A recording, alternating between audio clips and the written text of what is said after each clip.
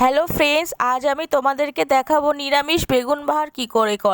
সেই জন্য প্রথমে বেগুনগুলোকে নুন, হলুদ আর অল্প চিনি দিয়ে মাখিয়ে রেখেছিলাম। তারপরে গরম তেলে, মানে সাদা তেল যেটাকে বলে, সেটাতে বেগুনগুলো একে একে ভেজে নিয়ে একটা অন্য পাত্রে তুলে রেখেছি। তারপর মিক্সার বাটিতে পোস্ত, কাজু বাদাম, চাল মগজ, শুকনো লঙ্কা, আদা, গোটা জিরে, কিচমিচ এইসব দিয়ে ভালো করে একটা পেস্ট বানিয়েছি। আরেকটাতে দই ফাটিয়ে রেখেছিলাম, তার মধ্যে টমেটো সস, সোয়া সস, হলুদ, নুন আর চিনি দিয়ে ফাটানো ছিল।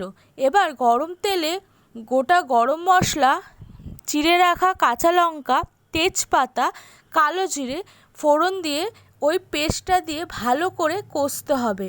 ঠিক আছে, এখানে তেল ছাড়ার কোনো ব্যাপার নেই, কারণ এটা তো আর তুমি পেঁয়াজ রসুন ইউজ করছো না, তো এটা তেল ছাড়বে বাট অল্প ছাড়বে। এবার মশলাটা ভালো করে কষানো হলো, তারপরে ওই দই যে ফাটিয়ে রেখেছিলাম যে সস টস দিয়ে, সেই মশলাটাকে দিয়ে দাও, দিয়ে ভালো করে কষতে থাকো।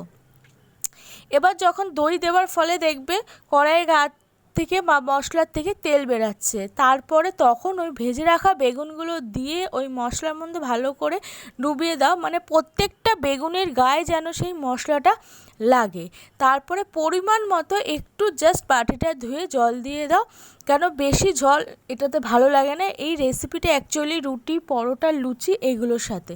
তারপরে ভেজে রাখা গোটা জিরের গুঁড়ো দিয়ে ভালো করে নেড়ে চেড়ে লাস্টে নামাবার আগে একটা জিনিস দিতে কিন্তু ভুলবে না, সেটা হচ্ছে মাখন দিয়ে ভালো করে নাড়িয়ে দাও। ব্যাস তৈরি হয়ে যাবে তোমাদের বেগুন বাহার। এইভাবে বেগুন বাহারটা করে খেও, যদি ভালো না লাগে তাহলে আমাকে জানিও।